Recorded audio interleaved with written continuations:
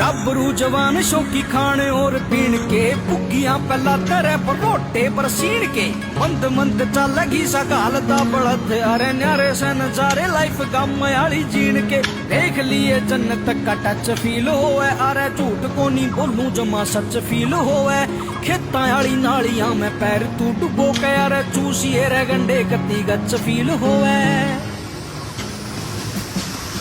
पर नाक ना चटाइए कदे भी देसिया में कमी देख के तेरे शहर की सड़क भूल जा गम आली कमी देख के भूत पपची का उतरे तेरा बैठक में रमी देख के तेरा शारी हिप हॉप भूल जा महफिल या जमी देख के